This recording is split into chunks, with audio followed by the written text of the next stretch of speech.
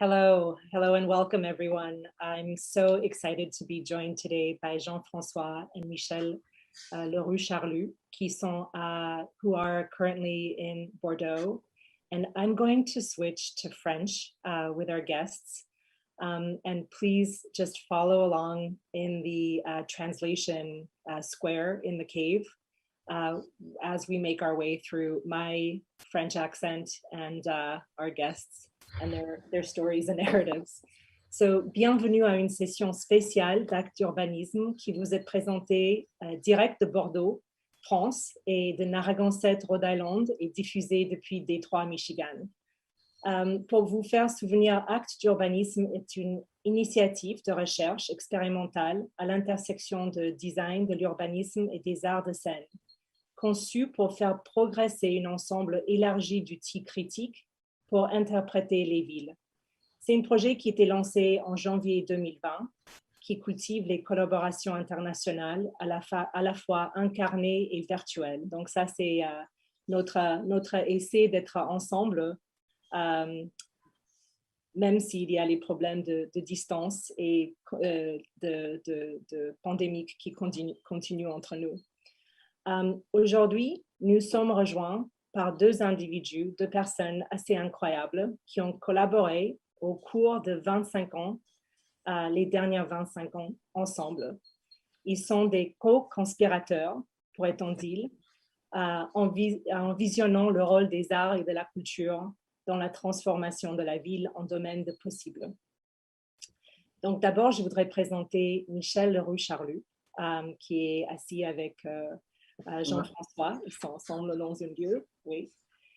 Et depuis son entrée à la mairie en 1995, en tant que chargée d'urbanisme et de culture au cabinet d'Alain Juppé, elle a lancé et mené à bien les grands projets urbains qui ont transformé la ville de Bordeaux. Directrice générale de l'aménagement du territoire de Bordeaux, puis de l'ensemble de la région métropolitaine et directrice de projet Bordeaux Métropolitaine 2050 depuis 2018, Michel continue d'œuvrer pour redynamiser la région et préparer son avenir. Moi, j'ai rencontré Michel pour la première fois lors du programme Insoutenable Architecture à la ville de Mexico et plus tard à la Havane, où j'étais, comment dire en français, époustouflée par sa franchise, par sa sensibilité critique, par son imaginaire nuancé, par son esprit et sa capacité d'analyse à donner un sens au système urbain complexe en soulevant leur potentiel collectif. Donc, ravi que tu es là, Michel. Merci. Ensuite, Jean-François Buisson. Après avoir été musicien, Buisson s'est consacré exclusivement à la sculpture des pièces monumentales et à la création de décors scénographiques urbains et mobiliers en métal. Il travaille à la fois avec l'humour et gravitas. Il réconcilie le temps et les sentiments, et plus en travaillant avec la rouille en tant que matérialité et phénomène, Jean-François engage des imaginaires fantastiques dans la reconstruction de l'environnement bâti. Comme terrain de mise en scène de l'expérience humaine, sa chorégraphie de grues de construction sur la ligne d'horizon de Bordeaux, par exemple, traduit l'utilité mécanisée en une danse éphémère, gracieuse et fantastique. L'inflexion de la programmation dans la base sous-marine de Bordeaux et son occupation d'une place publique le situe tout comme un artiste aux capacités illimitées. Bienvenue, Jean-François. J'ai essayé le mieux que j'ai pu.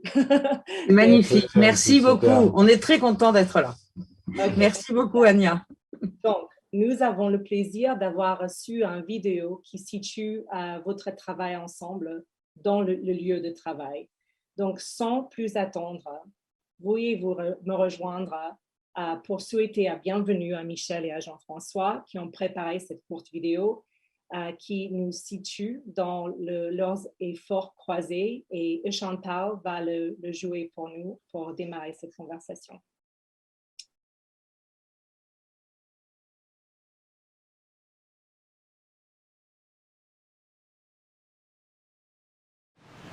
Bonjour, Je suis Michèle Larucharlu et voici mon ami Jean-François Buisson. C'est surtout de lui dont nous allons parler aujourd'hui. Alors, une petite présentation rapide. Ici, nous sommes dans le domaine de Jean-François, nous allons dire. Nous verrons tout à l'heure son atelier, la place publique qu'il anime et puis le lieu d'exposition, en sachant qu'il habite au-dessus du lieu d'exposition. Alors, je ne peux pas vous parler de Jean-François, d'abord parce que je ne suis pas du tout objective, parce que ça fait 25 ans qu'on s'aime, donc... Et je vais vous dire comment je l'ai rencontré. Moi, je m'occupais d'aménagement et d'urbanisme. J'ai fait ça pendant 25 ans avec Alain Juppé, qui était le maire de Bordeaux. Et il y a 25 ans, Jean-François est venu me voir. Alors, pourquoi est-on devenus amis? Parce que, je ne devrais peut-être pas le dire, mais très souvent en France, les artistes viennent voir les personnes qui travaillent dans les collectivités territoriales, souvent pour leur demander de l'argent. Et en fait, Jean-François, il est venu, il n'a pas demandé d'argent, ce qui est très rare. Il m'a simplement dit qu'il était disponible, finalement, disponible pour un peu ce qu'on voulait. Et il se trouve que moi, pour des tas de raisons, j'étais également très disponible dans ma tête, parce que je commençais une nouvelle carrière à laquelle, à vrai dire, je ne connaissais pas grand-chose. Donc il y avait deux disponibilités, et finalement, pendant 25 ans, nous avons essayé de travailler ensemble et de nous entraider. Donc... Jean-François, peut-être que tu peux te présenter parce que tu es un personnage si complexe que je suis incapable de te résumer en quelques mots.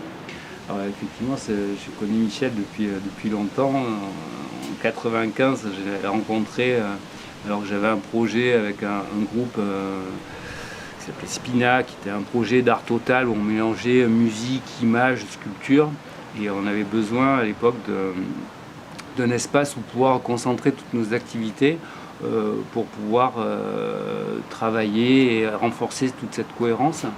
Et du coup, quand j'étais arrivé au début, fin des années 80 à Bordeaux, j'avais flashé sur un endroit qui s'appelle la base sous-marine de Bordeaux, qui était un ancien garage de sous-marins allemands, qui était en partie abandonné et dans lequel j'ai souhaité investir.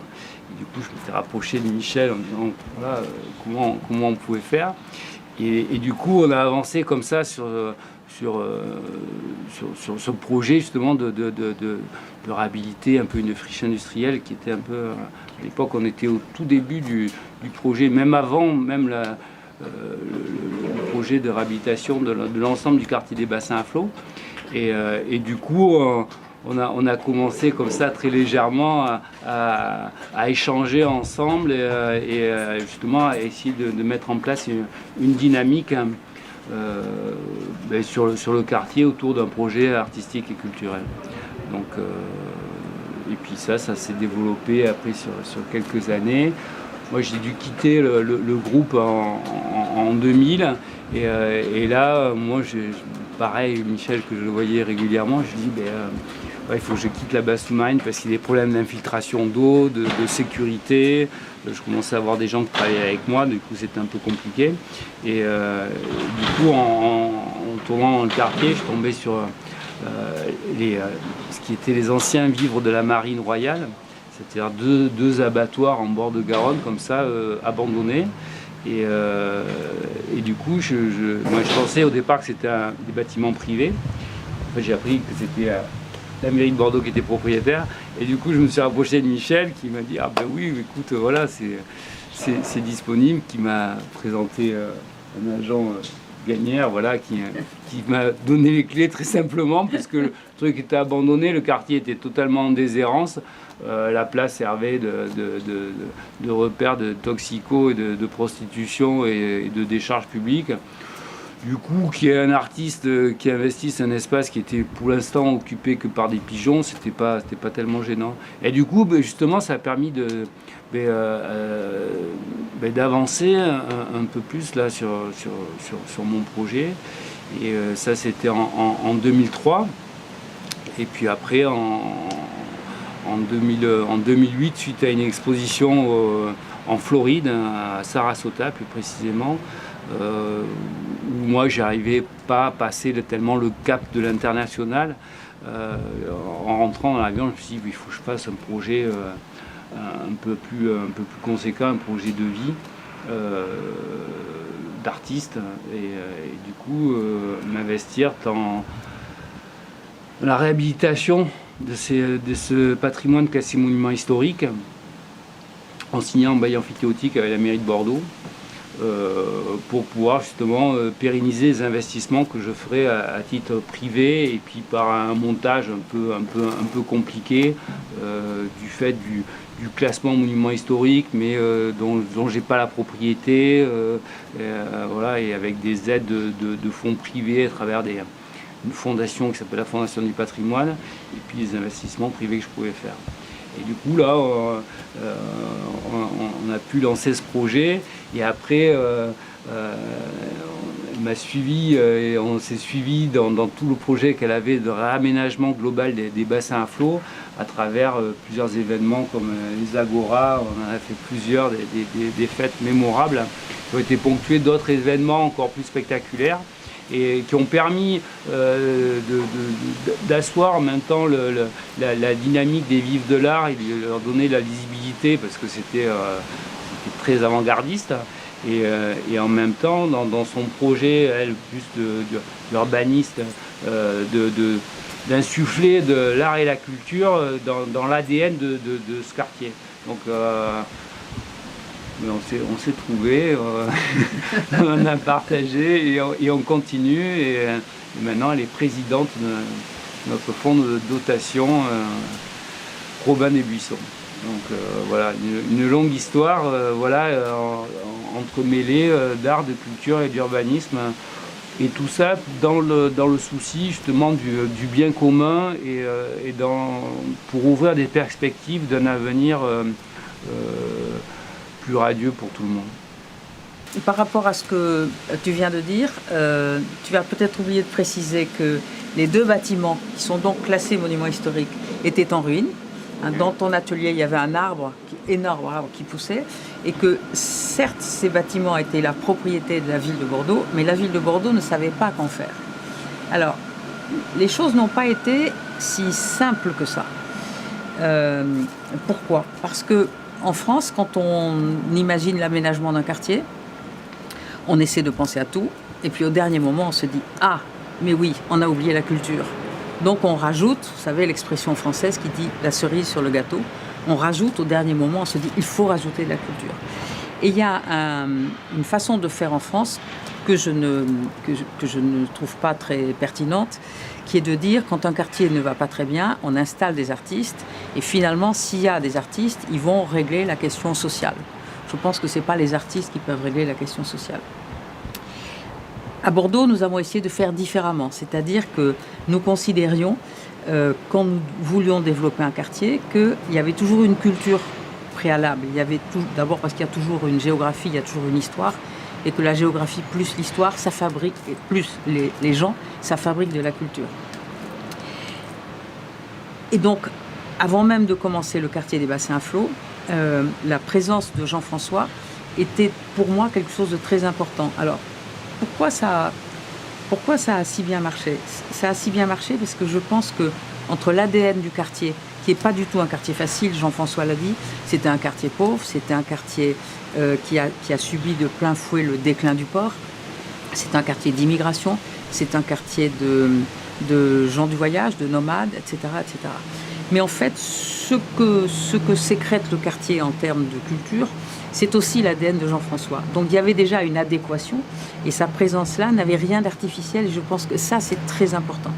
Puis la deuxième chose qui explique les raisons pour lesquelles les Vivres de l'Art marchent bien, c'est que Jean-François, il est musicien, il est sculpteur, il est presque médiateur social parce que ça ressemble au paradis, mais c'est pas le paradis tous les jours. Donc comme la place est ouverte, tous les jours Jean-François gère des gens qui viennent et qui ne viennent pas forcément avec des intentions toujours bienveillantes. Et puis il est aussi animateur, on va dire. Il est à la fois animateur de quartier, c'est-à-dire que sa présence et ce qu'il organise au Vivre de l'Art, c'est très important pour les habitants du quartier. Notamment, il y a une résidence de personnes âgées qui viennent souvent ici, alors que c'est pas forcément leur culture, c'est pas forcément leur façon d'être, mais elles y trouvent un accueil sympathique. Et puis, c'est aussi un organisateur de manifestations qui sont toujours en lien avec soit l'actualité internationale, soit l'actualité nationale, soit tout simplement l'actualité de la ville et ce qui se passe dans les quartiers. Et c'est pour ça que nous avons beaucoup travaillé ensemble au moment où existait la Biennale d'architecture, d'urbanisme et de design de Bordeaux qui s'appelait Agora. Et donc nous avons effectivement organisé des soirées très mémorables. Les vivres de l'art, en fait, c'est tout ça. Alors, si je devais faire un commentaire du côté de la collectivité, je dirais que les choses ont été très difficiles et heureusement que Jean-François est tenace, sinon je pense que ça n'aurait jamais marché. Parce qu'en fait, ce qu'a dit Jean-François, c'est très bien, d'un côté j'ai mon atelier et de l'autre côté j'ai la salle d'exposition et entre les deux j'ai une place qui est un espace public. Or en France, les espaces publics, ils sont gérés par la collectivité publique. Et donc, quand Jean-François a commencé à coloniser la place, la réaction de la mairie a été de dire « ça, vous n'avez pas le droit, la place, c'est nous. Donc, vous n'allez pas installer vos œuvres, vous n'allez pas installer vos meubles, vous n'allez pas installer des tables de pique-nique, parce que c'est à nous à gérer ça. » Et ça a été un combat qui n'a pas été si facile que ça, que Jean-François a gagné, et qui explique un peu que vous voyez des grandes flaques d'eau, parce qu'il a plu hier à Bordeaux. Si c'était une place gérée par l'administration, elle serait administrativement correcte, il n'y aurait pas de flaques d'eau, mais elle serait urbainement totalement inefficace parce qu'il ne s'y passerait rien.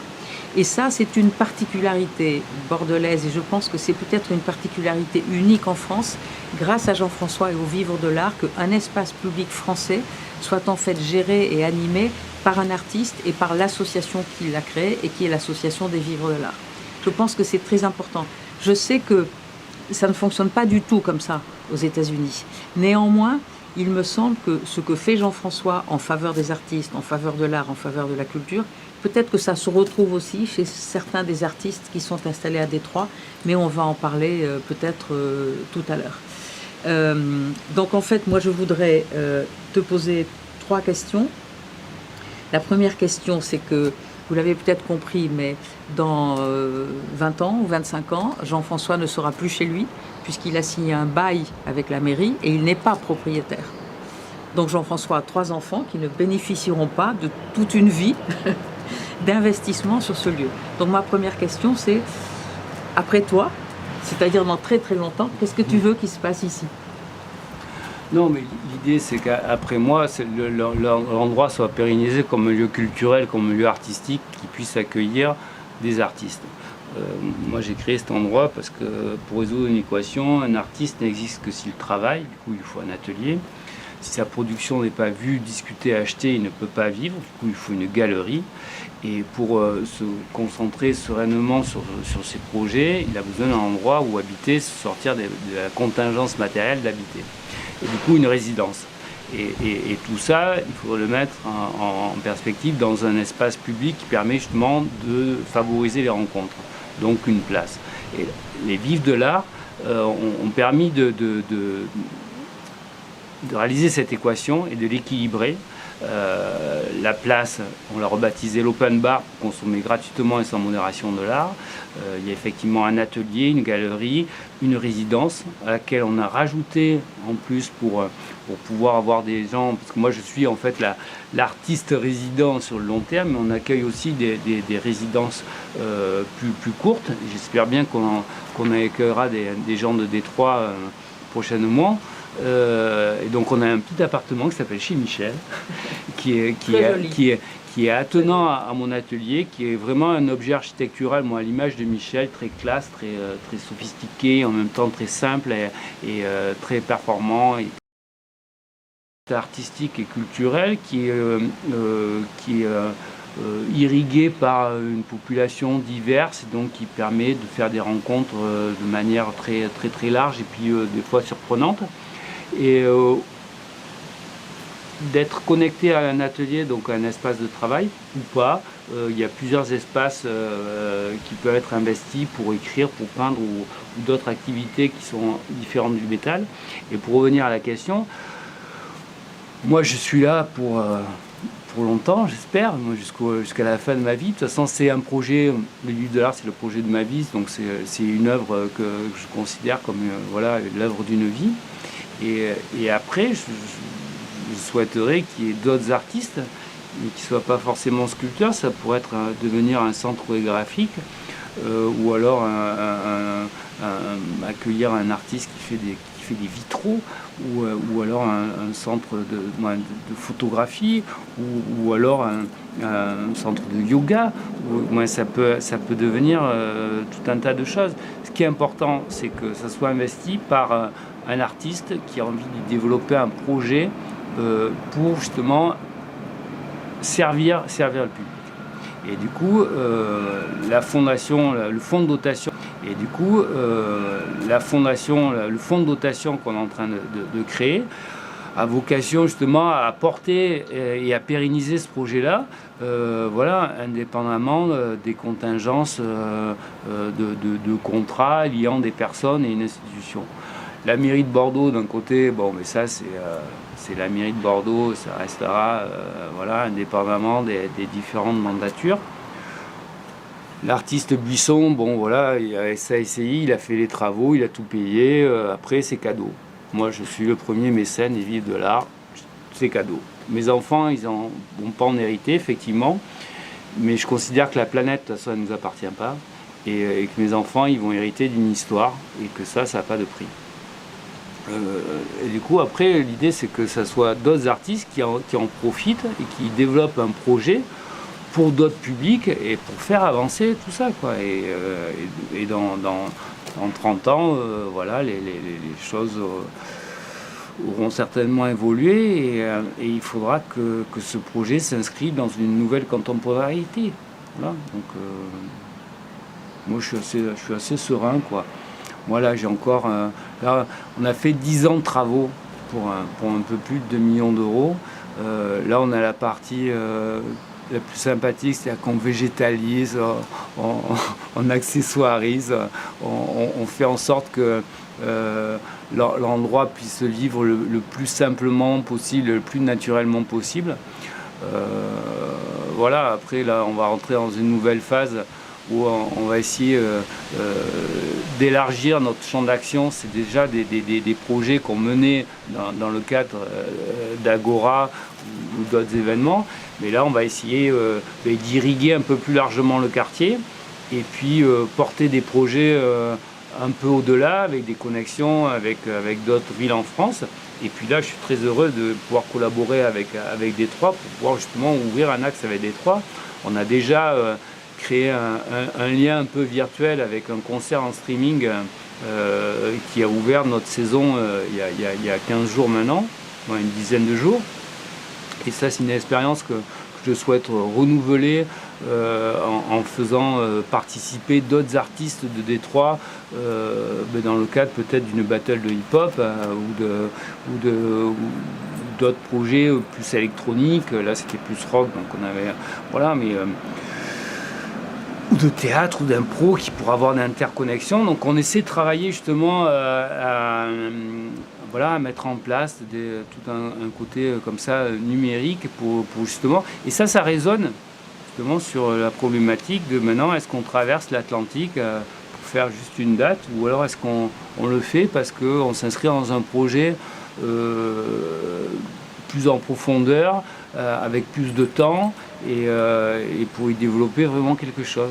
Et du coup, voilà, on va faire des choses qui vont être instantanées comme ça, numériques, pour pouvoir permettre des temps plus longs à se mettre en place. Voilà, donc on va évoluer vers ça, et du coup, le projet, si on l'a sous-titré le domaine du possible, c'est bien pour ça, pour dire justement que le projet, c'est pas un ghetto de sculpteurs sur métal, mais plutôt un endroit ouvert sur le monde, et ouvert aux idées et aux échanges, et que l'art et la culture, elles résonnent sur tout, quoi, et du coup que ça peut prendre plein de formes.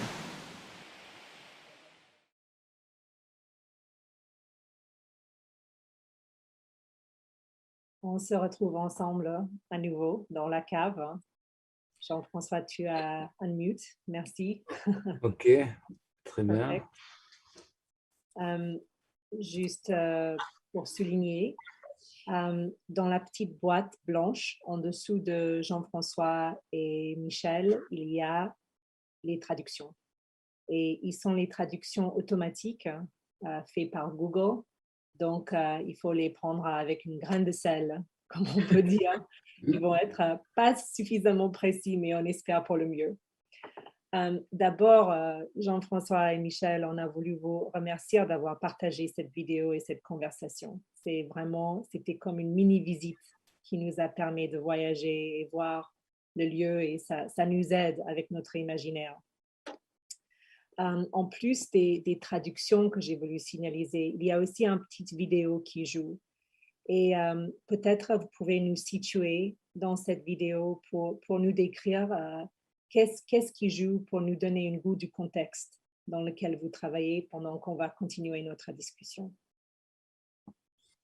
Donc là, dans la petite vidéo, vous voyez, en fait, c'est des photos de l'extérieur du site ici et plus généralement, une vue sur l'ensemble du quartier. C'est-à-dire que vous avez compris que les Vives de l'Art étaient en bord de Garonne. Donc là, on a une prise de vue depuis l'autre côté de la Garonne qui fait partie de l'autre phase d'aménagement de la ville de Bordeaux. Donc là, vous voyez la phase d'en face avec justement ce nouveau pont, là, le pont Baba qui rejoint les deux rives et qui vient un peu inscrire la ville de Bordeaux dans le patrimoine du 21e siècle. On était très 18e et là, on a fait un bond directement dans le 21e. Et donc, c'était pour montrer un peu que justement, on est passé, qu'il y a eu 2 temps, qu'il y a eu un Bordeaux 18e qui est resté figé assez longtemps, après qui a été abandonné pendant quelques temps pour renaître justement en Bordeaux du 21e siècle et le réinventer. Et ça, c'est Michel qui a œuvré là, pendant toutes ces années justement à travers des ateliers pour collecter la parole publique et informer sur les projets et essayer justement d'inscrire donner les contours de ce que pourrait être la ville de demain.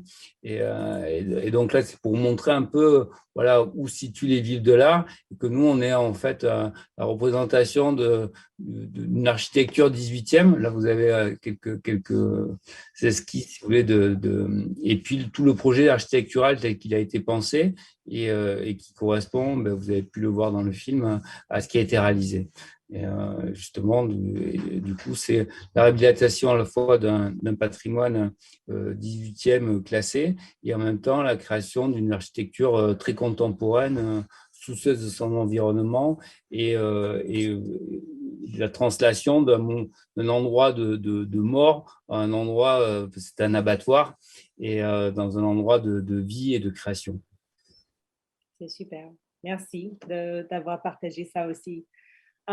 Pour notre audience, vous pouvez, si vous avez les questions, n'hésitez pas de les inscrire dans le chat de YouTube. Et Jacob, il va les partager avec moi et comme ça, on va continuer la conversation dehors de cette cave.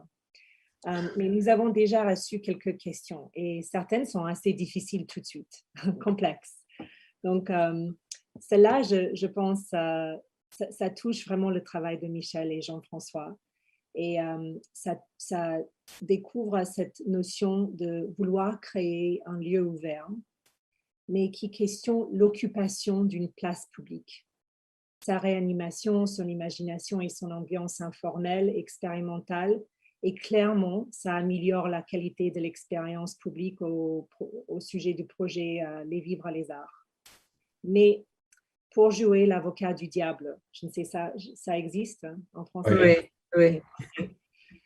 Donc, s'il y a les opposants à ce projet qui pourraient critiquer le droit d'une seule artiste à façonner une place publique, comment négocier cet éventuel dilemme? Qui a le droit de faire les choix sur l'apparence et le fonctionnement du domaine public? Et à quoi devrait ressembler le processus par lequel on charge les artistes d'inscrire leur vision dans un lieu comme ça? Alors, peut-être que je vais commencer par répondre et puis tu vas prendre le relais. En termes de droit, évidemment, l'espace public dans la mesure où il est public, il est géré par la collectivité.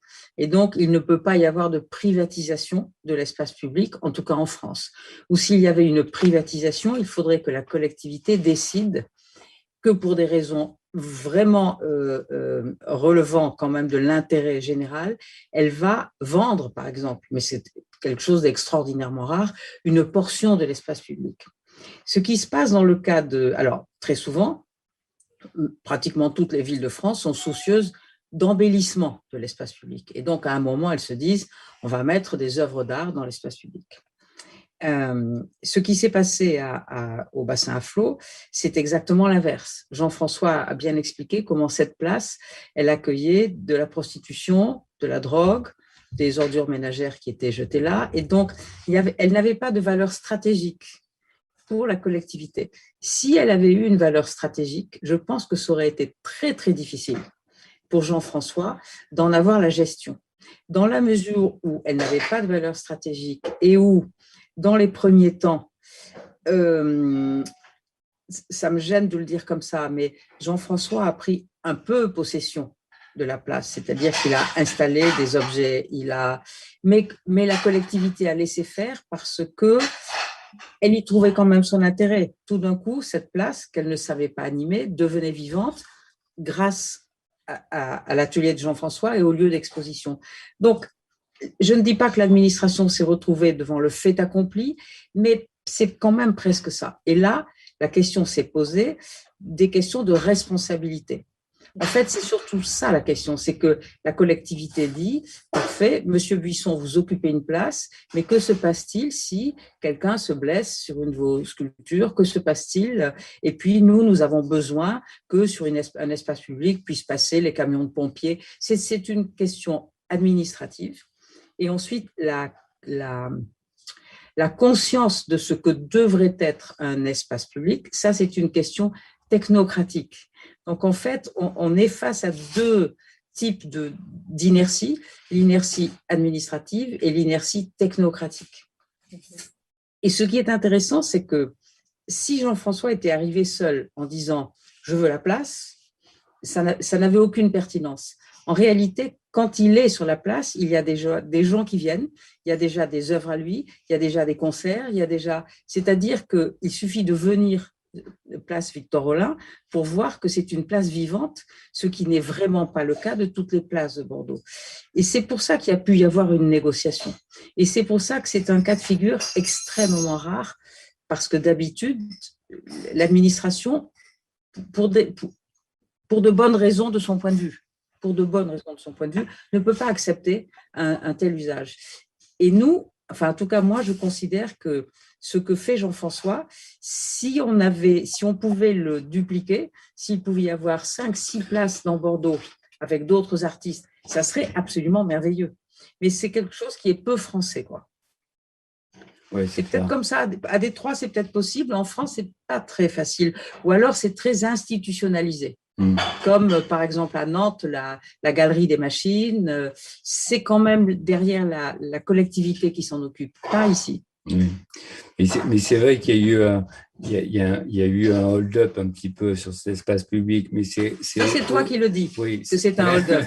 Non, mais c'est lié aussi à la configuration un peu particulière de cet espace qui est quand même enclavé. C'est-à-dire qu'il est bordé par… il appartient à un ensemble architectural qui comporte 3 bâtiments. Un bâtiment principal qui ferme la place sur un côté, c'est 2 abattoirs et de l'autre côté la Garonne. Donc la rue Achard, si vous voulez, qui coupe en fait, qui sépare ces 2 espaces-là, le bâtiment principal et le tram. Et le tram qui passe devant. Et du coup, moi pendant longtemps, j'ai vu des voisins, des gens, et ça m'arrive encore d'avoir des gens qui passent depuis 20 ans devant, qui me disent, ça fait 20 ans que je passe devant, je ne me suis jamais arrêté, je ne suis jamais rentré dans cette place. C'est-à-dire que cet espace-là, c'est pas comme si c'était un espace public ouvert qui était traversé par des millions de personnes tous les jours parce que c'était un nœud de circulation. C'était vraiment un espace à part, enclavé, et à un moment un peu Un peu secret. un peu secret, et tellement secret que les gens ne voulaient même pas y aller parce qu'ils en avaient un peu peur. Et du coup, c'est vrai que moi, j'ai investi cet espace-là, mais j'ai fait quand même le pari en 2008 de dire, écoutez, moi, je récupère les 2 ruines, là, je les réhabilite, et je vous les rendrai dans 40 ans, toutes refaites, toutes neuves. Tout le monde m'a dit, écoute, ça va te coûter très cher et ça ne t'appartient pas, c'est quand même étrange. Et du fait que entre l'espace galerie de l'autre côté mon atelier, forcément, il y a une circulation entre mon atelier, c'est-à-dire les œuvres que je crée dans mon atelier et qui sont exposées dans la galerie, transitent par cet espace. Et donc, forcément, cet espace-là est marqué par ce passage-là. Et après, là où je verrouille un peu le truc, c'est que on a fait beaucoup d'événements publics avec Michel. Moi, je participe à beaucoup de gros événements, type des gros festivals comme le Hellfest. J'interviens en tant que sculpteur dans l'espace public et donc je suis confronté à des gens qui vivent l'espace public. Souvent pour y faire la fête, c'est-à-dire qu'ils ne sont pas forcément dans des états sobres et qu'il faut les préserver en termes de sécurité et donc être vigilant tout ça. Moi, ça, c'est un cadre que j'ai installé. Après, je lui donne je suis un peu borderline, mais du bon côté de la line. C'est ça. Et du coup, pour citer comme exemple, pour fermer et sécuriser justement l'accès du tramway, à un moment, je mettais des barrières Vauban, ce qu'on appelle Vauban, qui sont des barrières de sécurité. Bon, mais là, j'ai planté 3 rangées de vignes et ça fait office de sécurité, pareil, ça sert d'espace de circulation et c'est une barrière tout à fait naturelle. Et donc, on a fait évoluer les choses comme ça. J'ai la place qui était où il y a des platanes, pareil, classés monument, mais qui étaient très minérales. J'ai installé des fontaines dessus. Des fontaines où justement on peut boire de l'eau potable. J'ai mis à disposition des toilettes publiques. Et du coup, ce qui aurait mis des toilettes 50 sèches, ans, des toilettes sèches, bien sûr. Des toilettes sèches. Et ce qui pourrait mettre en fait 50 ans à se faire, mais moi j'ai fait. Voilà. Et après, même si mon action elle est un peu limite, je me suis accaparé un petit espace, c'est pas irréversible. Oui. C'est pas irréversible. Cet espace-là, je le partage, c'est-à-dire qu'il est privatisé, mais il est mis à disposition de tous les publics. Actuellement, je crois que j'ai 2 ou 3 personnes. J'en ai un qui habite dans la serre, qui dort dans la serre. J'en ai un autre qui habite dans une maison de jardin. Plein de gens viennent pique-niquer là. Des gens viennent faire des petites soirées de leur anniversaire, tout ça. Voilà. C'est totalement libre. Et une année, il y avait un sans domicile fixe qui était dans un quartier un peu loin de Bordeaux et il venait ici en vacances. Il avait décidé qu'il prenait des vacances et il venait s'installer comme sans domicile fixe sur la place. Voilà, et du coup, il est resté. Là, j'ai plein de gens qui passent comme ça. Et on accueille aussi d'autres artistes, d'autres associations qui portent des projets culturels. On a eu une compagnie de danse qui a joué hier. On a eu des concerts un peu punk là, samedi. Et on avait du coup un spectacle pour la fête de la Saint-Jean avec un spectacle équestre jeudi. Et tout ça, et les voisins, parce qu'on a un impact, on peut avoir un impact sonore sur nos voisins. Et donc, on a mis en place un principe de gratuité pour les gens qui sont dans le premier périmètre qui sont impactés. Totale gratuité. Et dans un deuxième périmètre, un peu plus loin, un tarif à moitié prix. Et voilà. Et donc, ceux qui pourraient prendre la défense des livres de l'art, c'est que moi, tous les jours, j'ai des gens qui soient... une fois, ça m'a fait plaisir, c'était il y a quelques années, je traversais la place et je croise un couple, donc je vais les voir, c'était des Américains.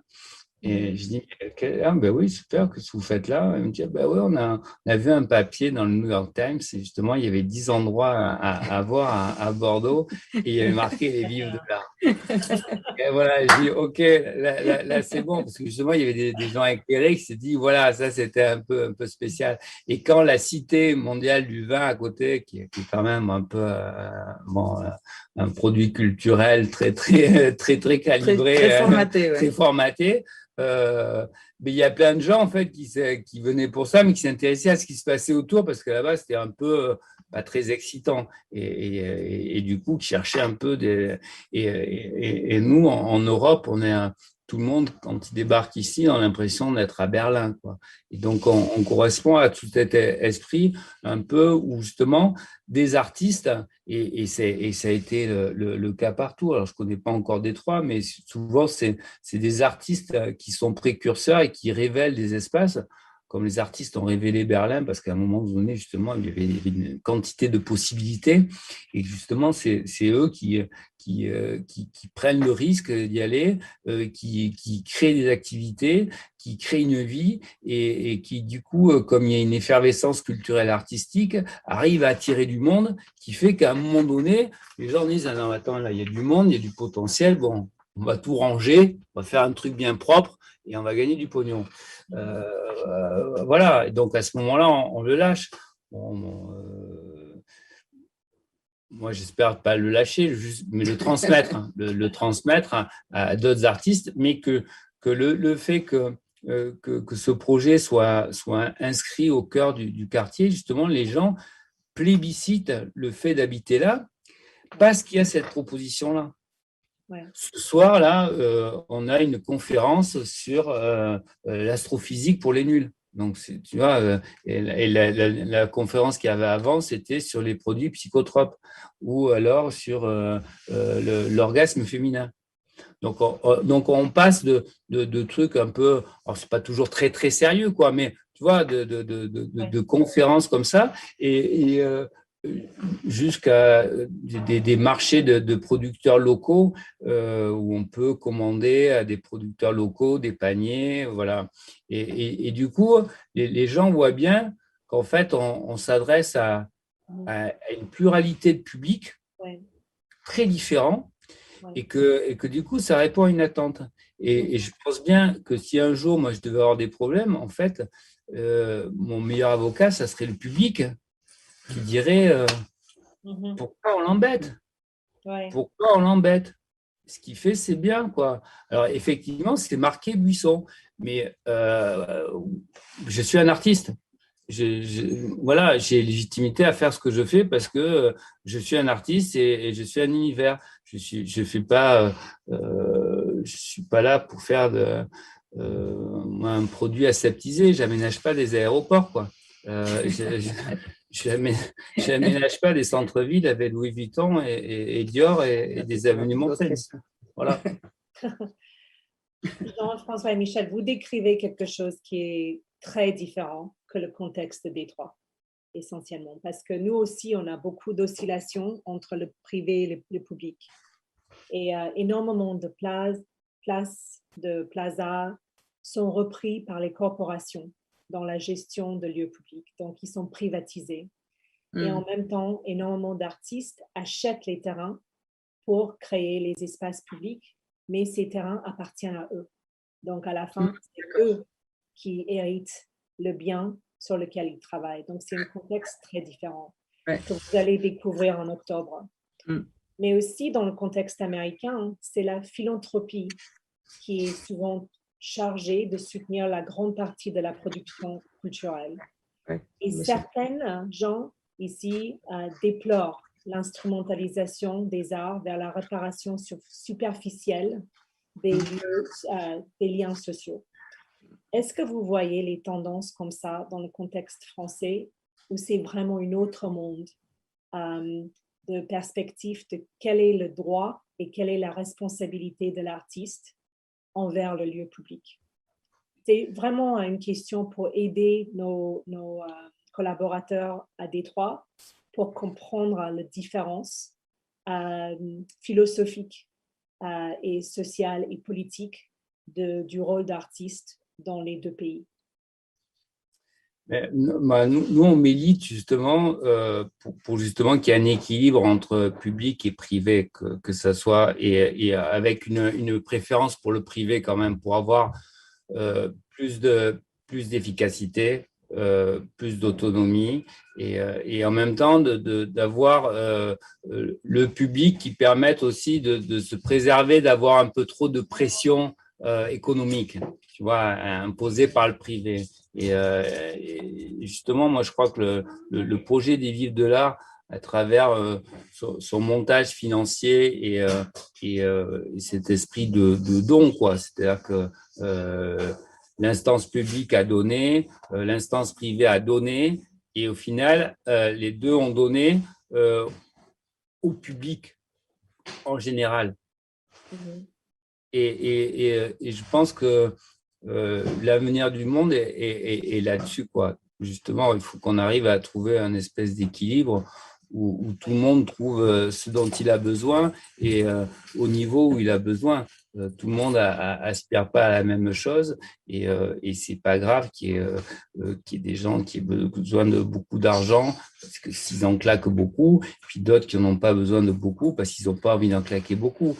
Et voilà, ce qui est important, c'est que justement, on arrive à trouver quelque chose d'harmonieux qui desserve personne et qui serve l'ensemble et qui crée une dynamique pour que les gens aillent mieux et aient envie de partager plus et de se cultiver plus et d'avoir des projets moins impactants pour la planète de façon à préserver les générations à venir. Alors, moi, il me semble quand même que la conception de la culture en France, depuis très longtemps, c'est une conception qui est centralisée et qui est politisée depuis la monarchie française, et que c'est quelque chose qui reste très ancré quand même dans l'esprit français. Donc aujourd'hui, en dehors de Jean-François, qui a démarré sans rien, on va dire, je pense qu'il n'y a que les artistes qui ont un très grand succès et qui n'ont plus besoin de l'aide de l'État pour se lancer dans des projets comme Jean-François. Et je pense que ce n'est pas du tout quelque chose de banal. Ce qui se développe aujourd'hui un peu partout, c'est effectivement l'idée que dans des quartiers en déshérence, dans des quartiers pauvres, dans des quartiers, si l'État ou les collectivités récupèrent des bâtiments abandonnés et si ces bâtiments, ils les restaurent sommairement et ils les louent à des prix assez faibles pour des artistes, comme ça se fait beaucoup en Belgique, comme ça se fait beaucoup en Allemagne, comme ça se fait beaucoup en Hollande, ça commence à se faire beaucoup en France et tout le monde y voit un très grand changement parce qu'on permet à beaucoup d'artistes d'avoir un lieu de création. Mais je ne suis pas sûre que, et je pense que comme ça, notre bonne conscience est satisfaite puisqu'on aide des artistes à mieux s'installer. Mais je continue à penser que la commande publique, c'est quelque chose de très, très faible. C'est-à-dire que l'État, finalement, je pense que l'État devrait moins donner en fonctionnement aux artistes. En revanche, ils ne font pas assez de commandes artistiques. Si on prend la ville de Bordeaux, en 25 ans, je pense qu'on a dû acheter une sculpture qui est dans l'espace public. Alors, on fait venir des expositions, mais en fait, on n'achète pas à chaque fois une œuvre. Et donc, mais c'est la même chose en musique, c'est la même chose. On ne pratique pas la commande publique. Nous, on avait essayé de le faire au moment d'Agora, mais c'est quelque chose qui finalement est assez peu français. Et donc, pour répondre à votre question, il y a relativement peu de mécénat, même s'il y a des lois qui font que, comme aux États-Unis, on défiscalise beaucoup, on reste quand même très tourné vers l'État et les collectivités territoriales quand on a un projet artistique. Mhm. Donc, qu'est-ce qu'on peut espérer par le rapprochement de l'expérience d'artiste français avec l'artiste de Détroit, dans le mieux des cas? Bien sûr, nous, on croit que la collaboration transnationale amène un nouveau regard sur le lieu où on travaille, c'est sur la capacité de lire le contexte, etc. Mais maintenant, on vous attend pour venir à Détroit au mois d'octobre. Et en attendant, qu'est-ce qu'on peut commencer à imaginer va être valorisé par la rencontre de ces deux approches à la culture et l'urbanisme qui sont tellement différentes, profondément différentes.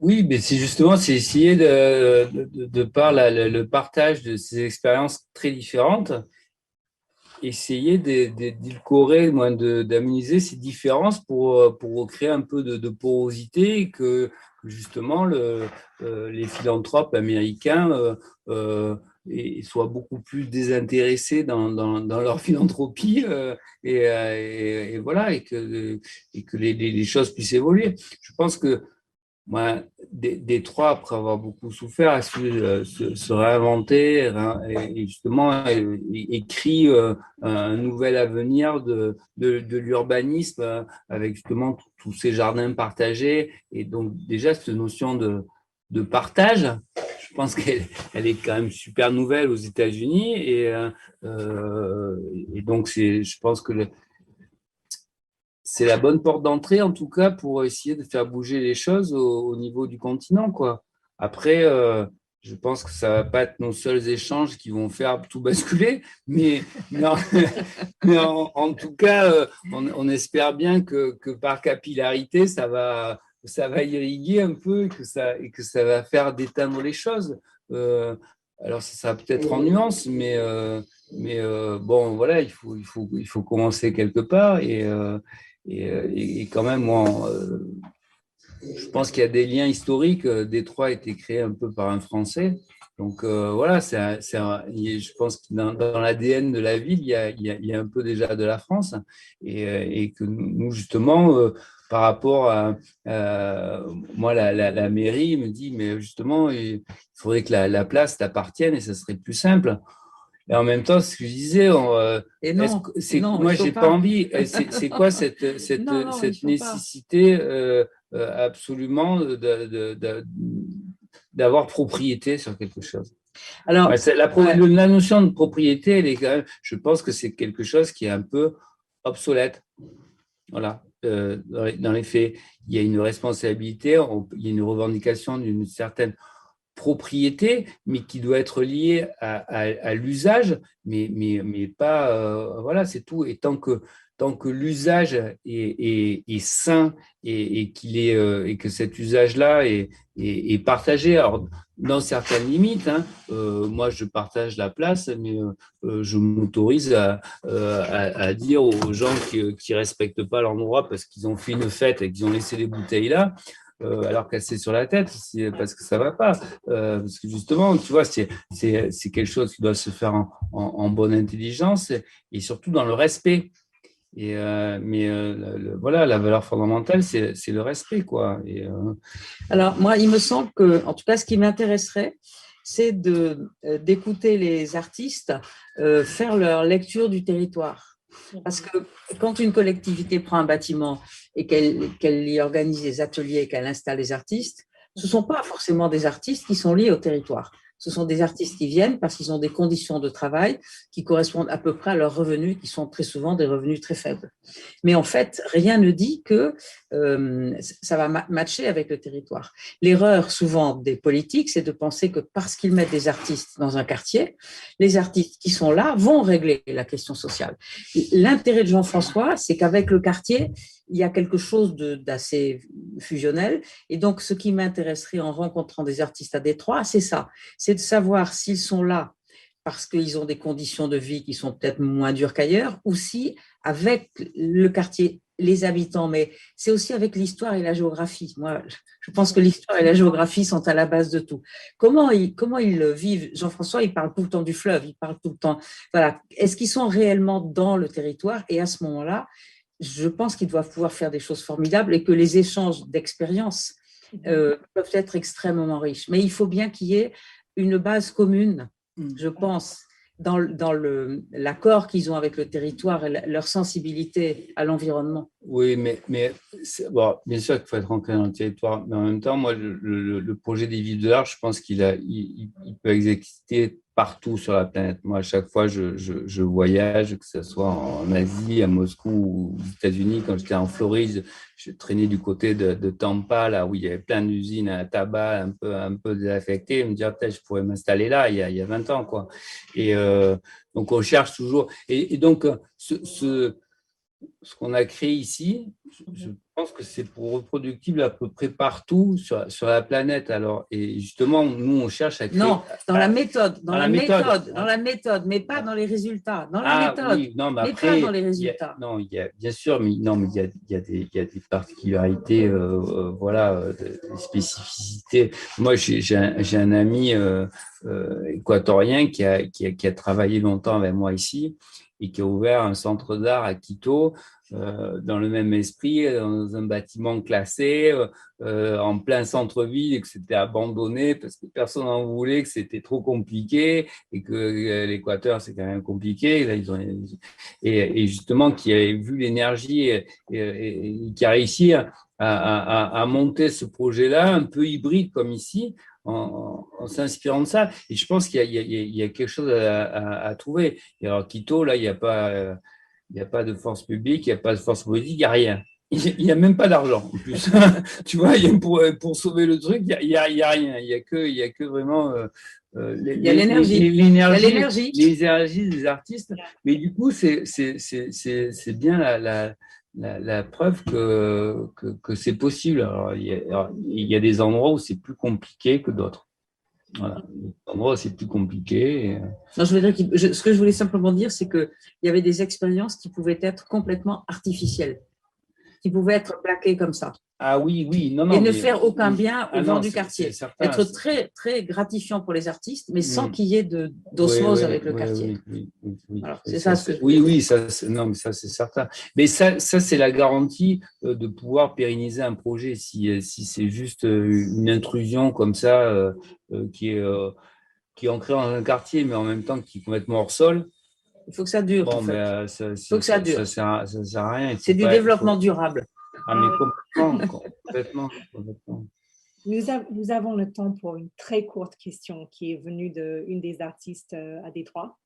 Et c'est une question par rapport au projet des grues, le ballet des grues, et qui trouve très, très infusé d'humour et d'ironie et du paradoxe. Parce qu'en même temps, c'est les grues qui, pour un regard américain, signifie l'injection du capital et donc la gentrification ou des déplacements des classes sociales. Mais en même temps, l'énergie est trouvée de créer une atmosphère incroyable avec cette condition visuelle. Et ils ont juste voulu savoir quelle était l'inspiration pour ce projet. Et si une regard critique ou ironique ou paradoxal était infusé dans l'œuvre qui est sortie et qui est devenue tellement belle à la fin. Les artistes étaient les grutiers portugais. L'idée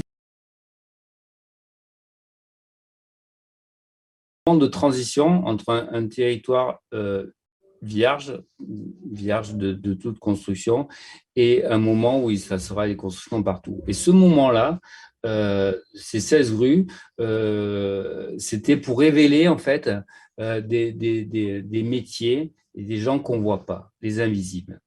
Les grutiers, c'était eux les artistes du projet en fait. Moi, j'avais invité un chorégraphe à faire une chorégraphie de grue. Enfin bon, ça tournait à gauche, à droite, c'était pas très… Même Alain Juppé, qui est quand même brillant, se demandait si elles allaient sauter, si elles allaient danser. Donc, et là, ce qui était intéressant, c'est que personne n'avait rien compris, quoi. Et ça, c'était très, très marrant. Mais c'était surtout voilà, s'inscrire dans le projet de Michel, où justement ces grues avec ces projecteurs, ces poursuites, eh bien, montrer un paysage en construction, et on les avait équipés de Star Flash. Les Star Flash, c'est des ampoules qui clignotent comme il y avait sur la Tour Eiffel à Paris, comme ça, qu'on a démonté que quand les grues ont été démontées. Donc, il y a eu des réminiscences de ce spectacle qui a duré que 20 minutes pendant très longtemps. Et cette installation-là, moi, l'idée, elle est venue parce que des livres de l'art, j'avais vu sur toutes ces installations de grues, et je voyais les grues se monter, et à un moment, je me dis, mais elles vont se toucher, quoi. Et on se dit, les grues, là, elles vont se toucher, à un moment, ça va créer un accident. Et en fait, tu les vois tourner, elles se croisent comme ça. Et donc, c'est là que j'ai eu cette envie de créer ce ballet. Et du coup, de révéler ce moment-là, parce que c'est des moments qu'on oublie. Le moment où il n'y avait rien, le moment où il y avait toutes ces grues-là qui dansaient ensemble, et révéler ces artistes, parce que les grutiers dans la construction, c'est des artistes. C'est des artistes, c'est des virtuoses qui ont beaucoup de précision, et du coup, mettre en avant ces invisibles-là.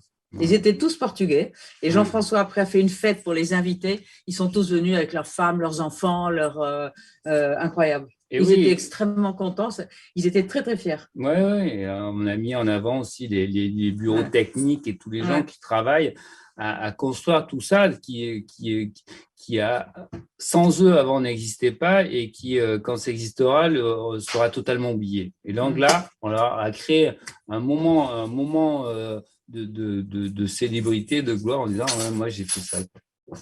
Super. Bon, avec ça, sur ce point, sur cette possibilité de rendre visible ce qui est devant nous et qu'on ne voit pas normalement, on vous attend avec impatience à Détroit.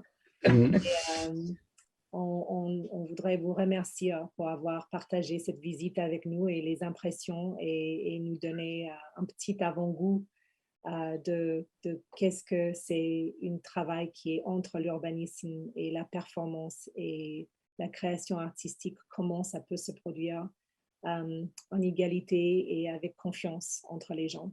Donc, je vous remercie beaucoup pour votre Merci beaucoup. Merci beaucoup à vous. Merci beaucoup. Merci, à bientôt. Plaisir. All right. Et à très bientôt.